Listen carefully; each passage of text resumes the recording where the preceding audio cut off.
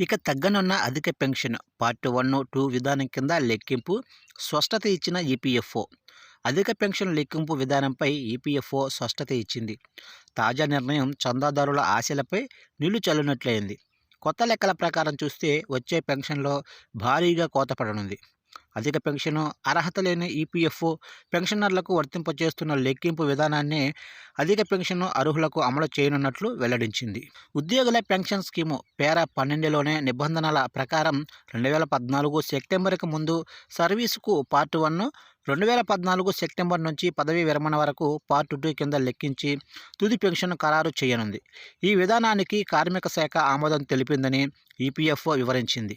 EPFO pension విభాగ అదనపు కేంద్ర భవిష్య నిధి కమిషనర్ చంద్రమౌళి చక్రవర్తి దీనికి సంబంధించి ఆదేశాలు కూడా జారీ చేశారు. ఇక 30% పైగా తగ్గనున్న పెన్షన్ పార్ట్ 1, పార్ట్ 2 కింద లెక్కించడంతో 30% పైగా పెన్షన్ కోత పడనుంది. గరిష్ట వేతన పరిమితి 6,500 నుంచి 15,000కు పెంచినప్పుడు ఈపీఎఫ్ఓ ఈ నిబంధనను తెరపైకి తెచ్చింది.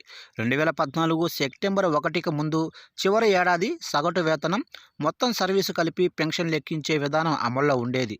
ఇక గరిష్ట వేతన పరిమితి పెంపు తర్వాత చివరి 5 ఏళ్ల సగటు వేతనాన్ని తీసుకొని లెక్కించేలా ఉద్యోగుల పెన్షన్ స్కీముకు సవరణ చేసింది. తర్వాత 5 ఏళ్ల సగటు కాకుండా దమాషా పేరిట పార్టుల విధానం తెరపైకి తెచ్చింది. ఉద్యోగంలో చేరినప్పటి నుంచి 2014 సెప్టెంబర్ 1 నాటికి సర్వీసు కాలానికి అప్పటి వార్షిక సగటు వేతనంపై ఆ సర్వీసు ప్రకారం లెక్కించి పార్ట్ 1గా ఖరారు చేస్తుంది. 2014 సెప్టెంబర్ 1 తర్వాత పదవీ విరమణ నాటికి అయ్యే సర్వీసుకు చివరి 5 ఏళ్ల సగటుతో పెన్షన్ ఖరారు చేసి పార్ట్ 2గా లెక్కిస్తుంది. ఈ రెండూ కలిపి పూర్తి పెన్షన్గా ఇస్తుంది. ఇక కోత అయితే ఇలా ఉంటుంది.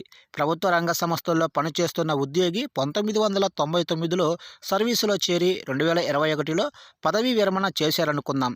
బోనస్ 2 ఏళ్లతో కలిపి 24 సంవత్సరాల సర్వీసు అనుకుంటే 2014 ఏడాది నాటికి సగటు వార్షిక వేతనం అంటే మూల వేతనం డిఏ కలిపి 22,000గా ఉంది.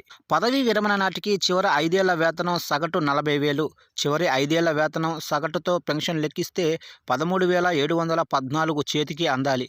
కానీ పార్ట్ 1, పార్ట్ 2 కింద లెక్కించడంతో పార్ట్ 1 కింద 5,342, పార్ట్ 2 కింద 4,000, మొత్తం కలిపి 9,342గా ఖరారవుతుంది. అంటే నెలకు దాదాపుగా 4,372 రూపాయలు పెన్షన్ కోత పడనుంది. ఇక పెన్షన్ చెల్లించాలని డిమాండ్. అధిక పెన్షన్కు అర్హులైన చందాదారులు వేతన పరిమితి లేకుండా పూర్తి వేతనంపై పెన్షన్ నిధికి నగదు జమ చేస్తున్నారు.